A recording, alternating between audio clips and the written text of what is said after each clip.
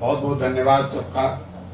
आप लोग सुबह सुबह यहाँ पर सब समय निकाल कर आए हैं, उसके लिए जनसुराज की ओर से और व्यक्तिगत तौर पर भी मैं आपका आभार व्यक्त कर रहा हूँ। जो हम लोग के साथियों ने बताया, ये बात तो आप में से ज्यादातर लोगों को पहले से संज्ञान में आपके है, कुछ चीज तो आप लोग भी देख रहे हैं, लेकिन आज के प्रेस कॉन्फ्रेंस का एक महत्वपूर्ण उद्देश्य ये है कि हम लोग सिर्फ इलेक्शन कमीशन में डेलीगेशन भेजकर या प्रेस वार्ता करके रुकने वाले नहीं हैं। बीजेपी ने 1000 वर्कर लगाए हैं, नेता लगाए हैं, अभिनेता बुलाए हैं, वो उनका अधिकार है।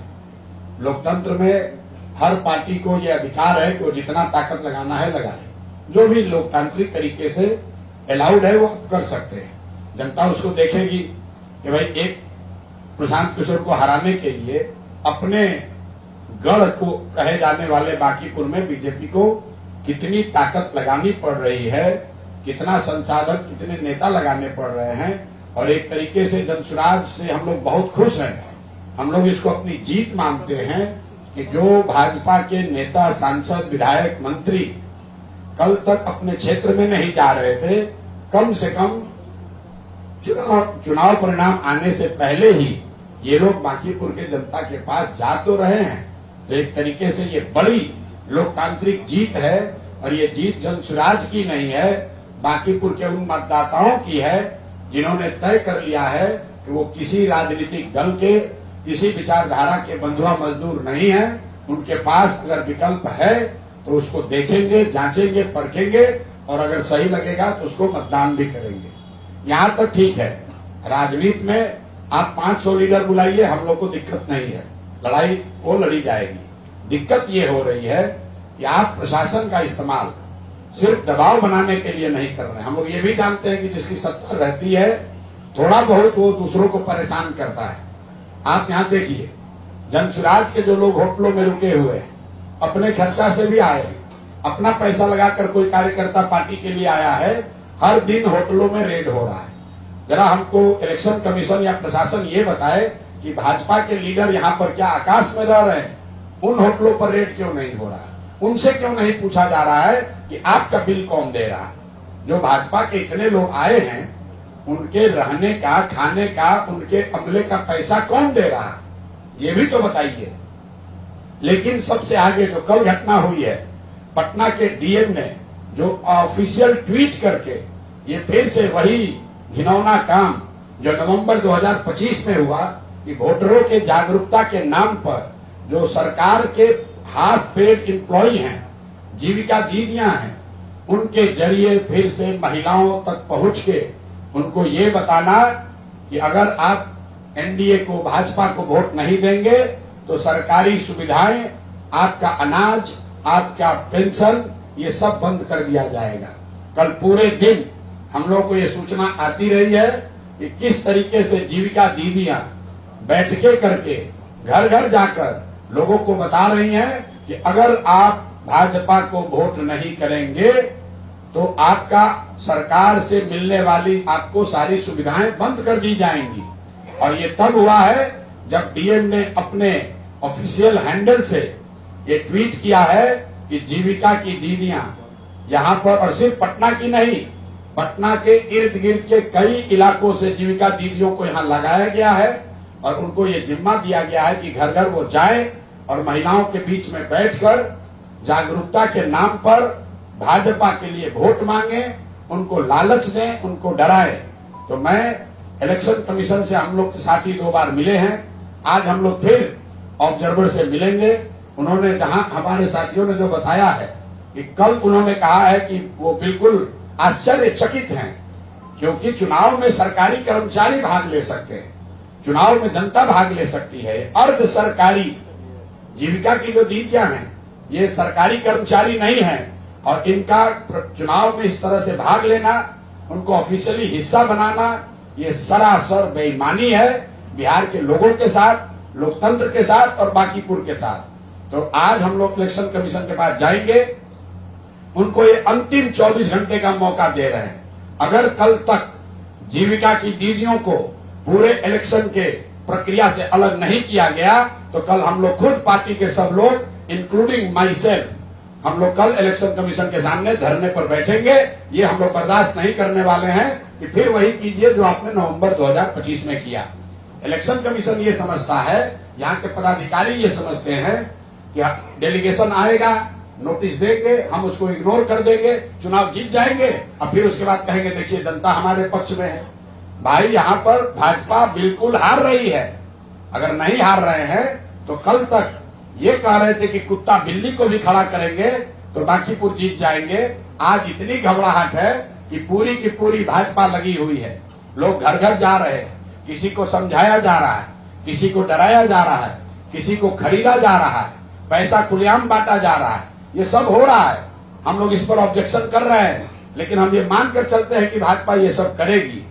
लेकिन जिस तरीके से सरकारी कर्मचारियों का इस्तेमाल आप कर रहे हैं, जीविका की दीदियों को, हजारों दीदियों को लगाकर, चूंकि ये महिलाएं ये माध्यम है कई सरकारी योजनाओं को महिलाओं से कनेक्ट करने के लिए, ये जब जाकर कहती हैं कि आप वोट नहीं दीजिएगा तो आपको अनाज मिलना बंद हो जाएगा, वोट नहीं दीजिएगा तो आपको पेंशन मिलना बंद हो जाएगा, ये सरासर बेईमानी है। मैं जानता हूं कि अभी आप भाजपा वाले बोलेंगे कि ये लोग हार रहे हैं इसलिए बोल रहे हैं। भैया ऐसा है, ये हारने का नहीं, हार आप रहे हो इसलिए हर दिन एक नया हथकंडा अपना रहे हो। जैसा रामबली जी ने बोला, पहले आपने 6000 कार्यकर्ताओं को लगाया, फिर आपने 200 एनडीए के विधायकों को लगाया, फिर सारे केंद्रीय मंत्रियों को लगाया, सबसे बात नहीं बनी तो अब अभिनेताओं को उतारा है। किसी से बात नहीं बन रही है तो अब कल आपने जीविका दीदियों को उतारा है। कल मुख्यमंत्री की बैठक हुई, कल सभा हुई है, आप लोग सब पत्रकार वहां हैं, जरा जाकर देखिए कि कितनी जीविका की महिलाएं उस बैठक में आई हुई थी। पूरे इलाके से सरकारी खर्चे पर जीविका की महिलाओं को बस में भर के बाजाबता टारगेट देकर कल सभा की गई है। यहाँ तक भी चलिए मंजूर है, आपको भीड़ दिखा रहा है, दिखाइए, बांकीपुर की जनता उसको समझेगी। लेकिन जो यहाँ के सरकारी योजनाओं की बेनिफिशियरी महिलाएं हैं, उनको जीविका के माध्यम से जो धमकी दी जा रही है, उनको परसुएट किया जा रहा है, उनको ये बताया जा रहा है कि अगर आपने भाजपा को वोट नहीं दिया तो आपको मिलने वाली सुविधाएं बंद हो जाएंगी। ये सरासर अन्याय है, गैर कानूनी है, गैर संवैधानिक है।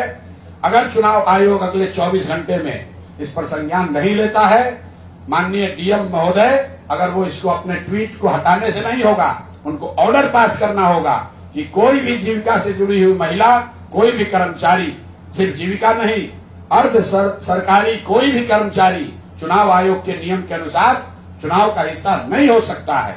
अगर वो क्लियरिटी आज लेटर नहीं इशू होगा तो कल हम लोग चुनाव आयोग के सामने धरने पर बैठेंगे। इस चुनाव का कोई मतलब नहीं है। अगर आप वोटर को आपने 25 में खरीदा, आज आप उसको धमका रहे हैं क्योंकि आप सरकार में हैं, तो आप कह रहे हैं भैया नहीं दीजिएगा वोट, आपका योजना बंद कर देंगे, तो ये हम लोग को मंजूर नहीं है। मैंने आपको इसी के लिए आज बुलाया है।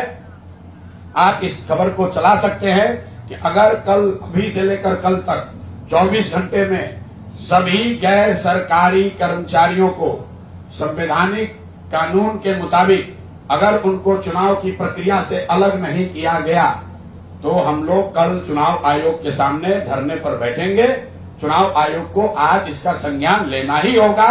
डीएम को ऑफिशियल चिट्ठी लिखकर ये जारी करना होगा कि किसी भी हालत में गैर सरकारी और अर्ध सरकारी कर्मचारी चुनाव का हिस्सा नहीं हो सकते हैं।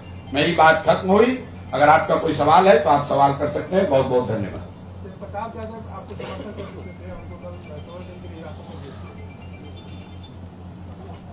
देखिए, मैंने पहले जब ये चुनाव शुरू हुआ तभी हम लोगों ने कहा है कि चुनाव जनसुराज और भाजपा के बीच नहीं है।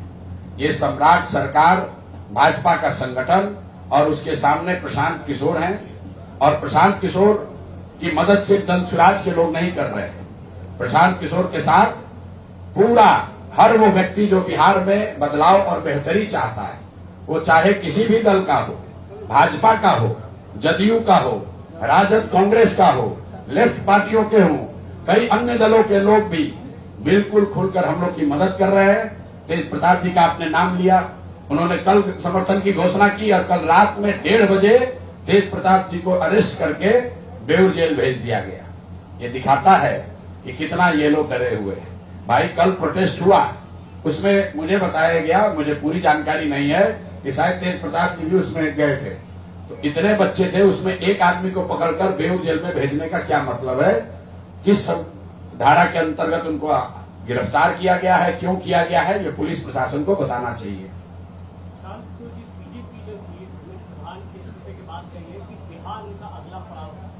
किसका? बिल्कुल स्वागत है।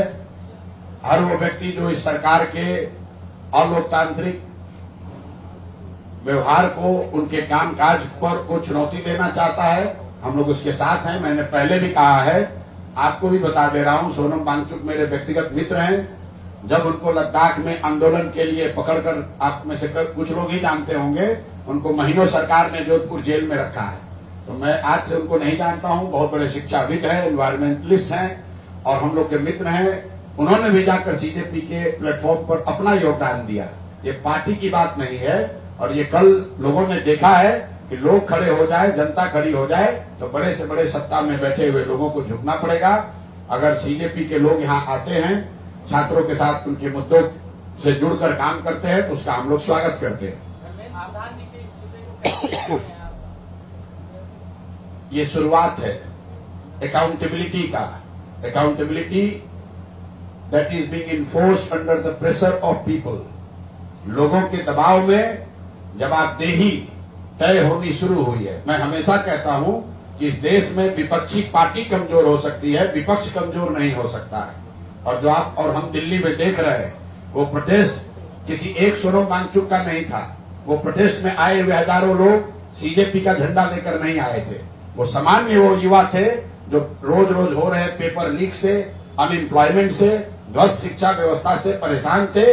वो किसी एक नेता के पीछे नहीं आए थे, वो अपने और अपने साथियों के लिए, बेहतर भविष्य के लिए वो आए थे वहां पर। और उसका परिणाम देखिए कि इतनी बड़ा अपने को दुनिया का सबसे बड़ा दल बताने वाली भाजपा 3 दिन के अंदर सारी हेकड़ी हवा हो गई।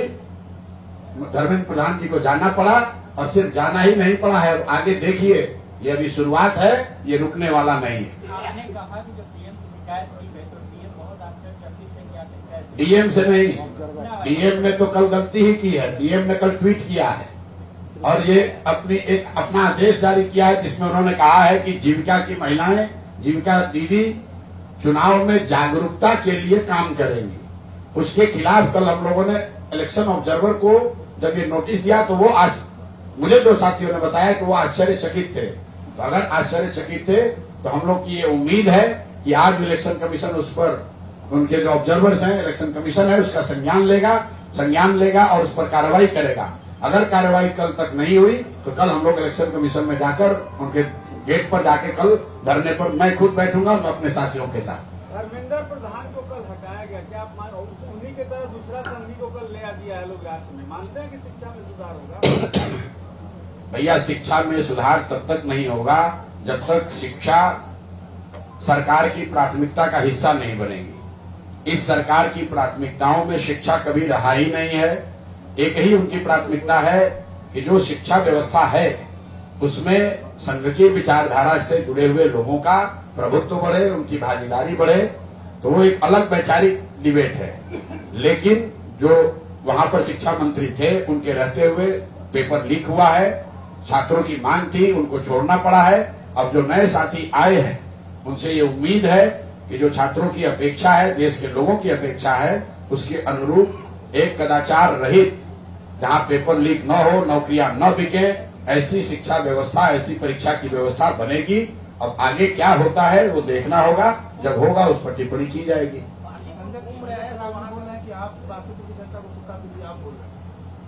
संजय सरावगी अभी नए नए पार्टी के अध्यक्ष बने हैं और उनके लिए बेहतर यही होगा कि पहले भाजपा के संगठन को, उसके अलग अलग हिस्सों को, लोगों की आकांक्षाओं को समझे। दरभंगा में जीवन भर राजनीति किए हैं और उनकी छवि वहां पर क्या है वो लोगों को पता है। मैं उस पर टीका टिप्पणी नहीं करना चाहता हूं आज के संदर्भ में। तो संजय सरावगी जी नए नए अध्यक्ष बने हैं। कोई भी जिम्मेवारी जब आप लेते हैं तो थोड़ा समय लगता है समझने में। तो संजय सरावगी जी को अभी थोड़ा समय लगेगा। भाजपा के भी कार्यविधि को, उनके संगठन को, संगठन की इकाइयों को समझने में उनको समय लगेगा। यही संजय सरावगी आज से 1 महीना पहले आप लोगों को कह रहे थे कि कौन प्रशांत किशोर, हमारी लड़ाई तो राजद से है। और आज वही सरावगी साहब कह रहे हैं कि हम लोग बहरूपिया हैं, जन सुराज वाले पैसा खर्च कर रहे हैं। ये पहली बार हो रहा कि 30,000 करोड़ रुपया जिस पार्टी के अकाउंट में है वो पार्टी दूसरे को कह रही है कि लोग पैसे पर चुनाव लड़ रहे हैं। जो पार्टी अपना 6,000 वर्कर से यहाँ काम करा रही है, नेता अभिनेता सब इंक्लूडेड, वो दूसरे को कह रहे हैं कि भाई ये लोग बहुत वर्कर बुलाए। तो ये दिखाता है कि कितनी हताशा है।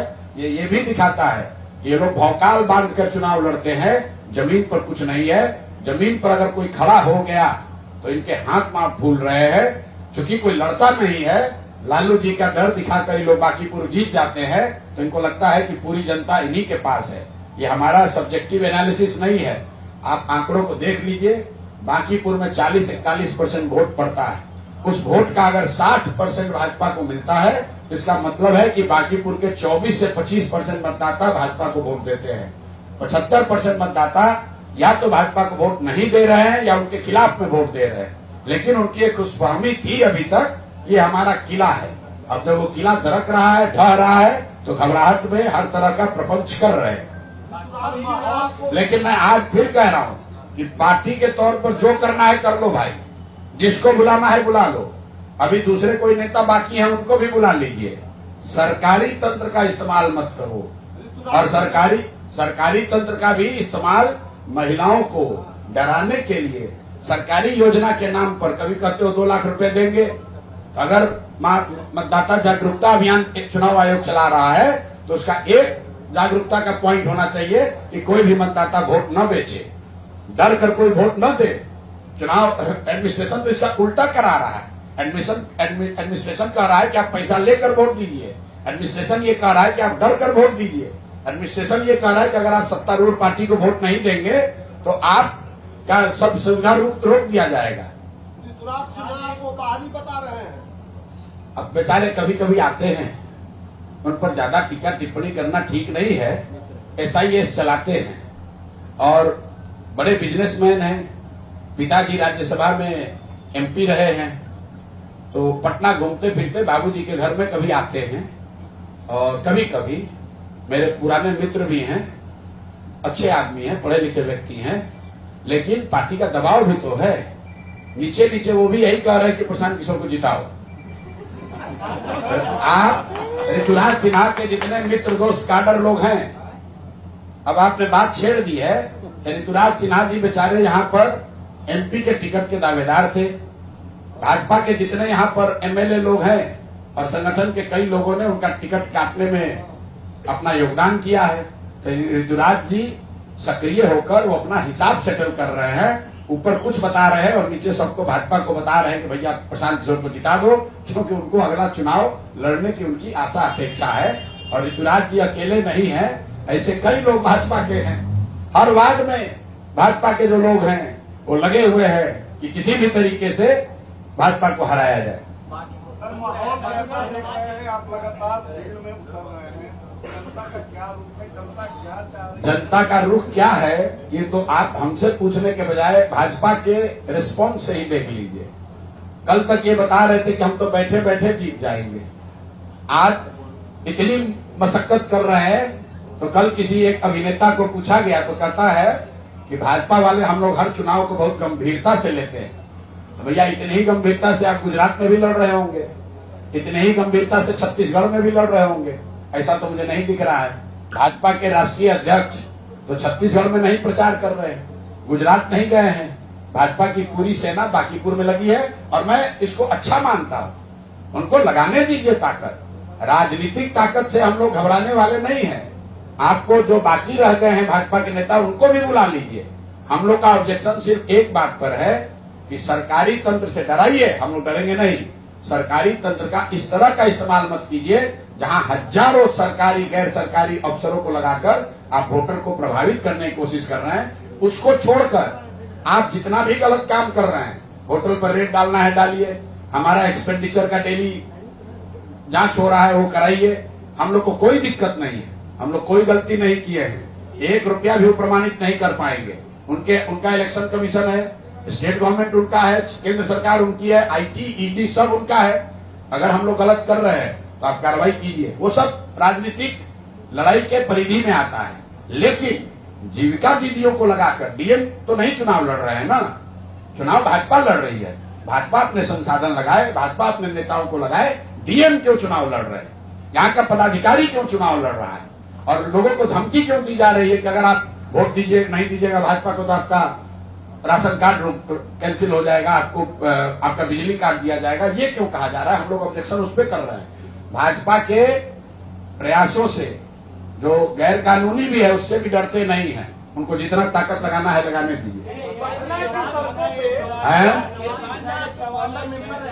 जो मोमेंटम बना है बीजेपी के खिलाफ, देश भर में जो मोमेंटम इस वक्त बना है बीजेपी के खिलाफ, अगर आप जीतते हैं तो आपको लगता है कि ये डाउनफॉल स्टार्ट है भाजपा का देश भर में? भाई देखिए, वो सब बड़ी बात हो जाएगी।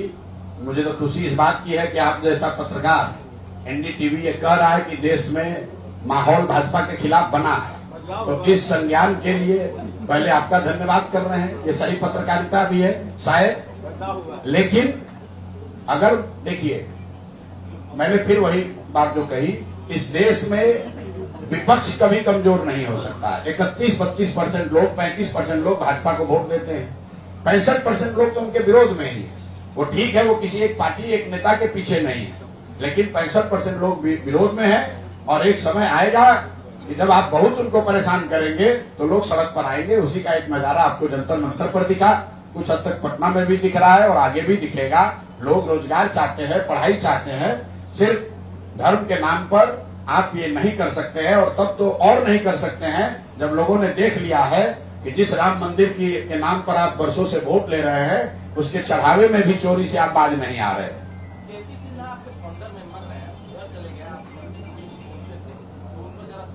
बहुत बहुत अच्छे व्यक्ति हैं केसी सिन्हा जी, सम्मानित गणितज्ञ हैं।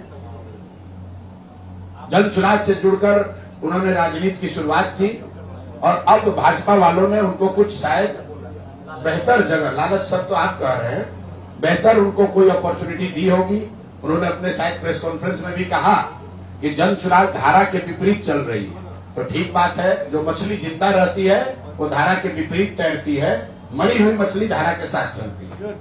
जहाँ पटना की सड़कों पे कल तक झुके नेताओं पर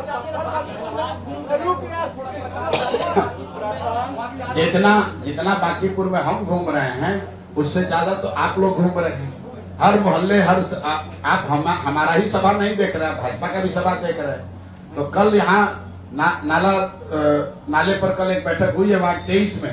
परसों वहाँ पवन सिंह का और विजय सिन्हा जी का मीटिंग हुआ था, जिसमें कुर्सियां चली थी, लोग ऊपर से पानी फेंक रहे थे। और कल जो जनसुराज की बैठक हुई है, देख लीजिए। आपको ये देखना है कि भाजपा का पूरा तंत्र, नेता, अभिनेता, नाच गाना, पैसा, साधन सब लगने के बाद भी उतने लोग भी नहीं आ रहे हैं जितने की सुरक्षा कर्मी उनके साथ चल रहे हैं। प्रशांत किशोर बहुत बड़े रणनीतिकार हैं।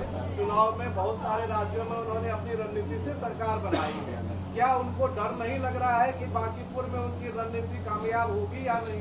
देखिए, रणनीतिकार कभी थे बिहार में, तो पहले प्रयास में हम बिल्कुल असफल हो गए। जो काम अभी कर रहे हैं, मेरी सफलता असफलता तो इस काम के परिणाम पर निर्भर है। हम लोग फेल हो गए, लेकिन महत्वपूर्ण बात यह नहीं कि हम चुनाव हार गए। महत्वपूर्ण बात यह है कि चुनाव हारने के बाद क्या अपने सिद्धांतों से, अपनी बात से, अपने प्रयास से डिगे हैं या नहीं डिगे। जिस दिन से चुनाव का रिजल्ट आया है उसके बाद जन सुराज कहीं छोड़कर नहीं गया है। प्रशांत किशोर बिहार से बाहर नहीं गए हैं। बिहार की समस्याओं पर, बिहार के लोगों की परेशानियों पर सबसे डट कर अगर कोई खड़ा है तो जन सुराज के साथ ही खड़े हैं। तो जनता को तय करने दीजिए। हर व्यक्ति को, हर दल को बनने में समय लगता है। आप जरा अंदाजा लगाइए, आज जन सुराज 2 साल पुरानी पार्टी है। 2 अक्टूबर को 2 साल के हम लोग होंगे। जब भाजपा बिहार में 2 साल की थी तो उनकी कितनी ताकत थी, उसके मुकाबले आज जन सुराज कहाँ है उसको देख लीजिए। भाजपा 100 साल, करीब 100 साल पुरानी पार्टी हो गई। अगर जनसंघ को जोड़ दीजिएगा, संघ आरएसएस को जोड़ दीजिएगा, 100 साल पुरानी पार्टी जो दुनिया की सबसे बड़ी पार्टी है। केंद्र में उनकी सरकार है, राज्य में सरकार है, अपने को 202 का बहुमत बताते हैं और अपने ही किले में बांकीपुर में 1-1.5 साल पुरानी पार्टी के सामने थर थर कांप रहे हैं। ये दिखाता है कि हवा का रुख किधर है।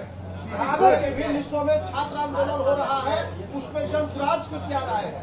जन स्वराज की ये राय है कि जो छात्रों की जायज मांग है, जो पेपर लीक का मामला है, अनएम्प्लॉयमेंट का मामला है, ये बिहार के छात्रों से ज्यादा कोई नहीं जानता है।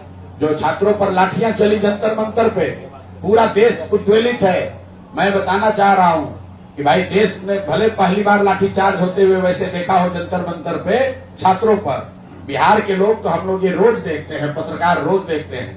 कोई छात्र ऐसा नहीं है जो बिहार में जिसके शरीर पर लाठी नहीं चली हो, चाहे वो बीपीएससी के अभ्यर्थी हो, टीआरई 4 के छात्र हो या अन्य विषयों से जुड़े हुए दरोगा की बहाली का मामला हो। जब भी छात्र यहाँ खड़ा हुआ है उसको लाठी मारी गई है।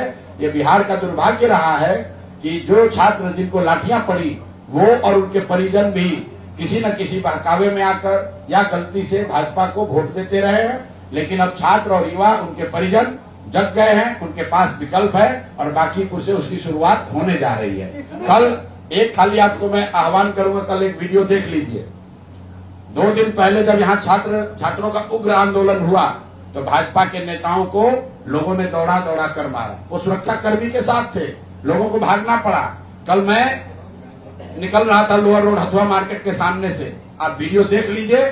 जितने छात्रों को पुलिस दौड़ा रही थी वो भी हमसे मिले, हमसे हमारे गाड़ी को घेर कर वो लड़के भी खड़े थे, लेकिन गाली देने के लिए नहीं, डराने के लिए नहीं, ये कहने के लिए कि भैया आप ही और जन स्वराज ही हम लोग का भरोसा है, आप लगे रहिए, हर हालत में आपकी मदद में हम लोग खड़े हैं। जिन लोगों ने हम लोग को लाठी मारी है, हम लोग सब मिलकर बाकीपुर में वोट से इनका हिसाब करेंगे। बहुत बहुत धन्यवाद।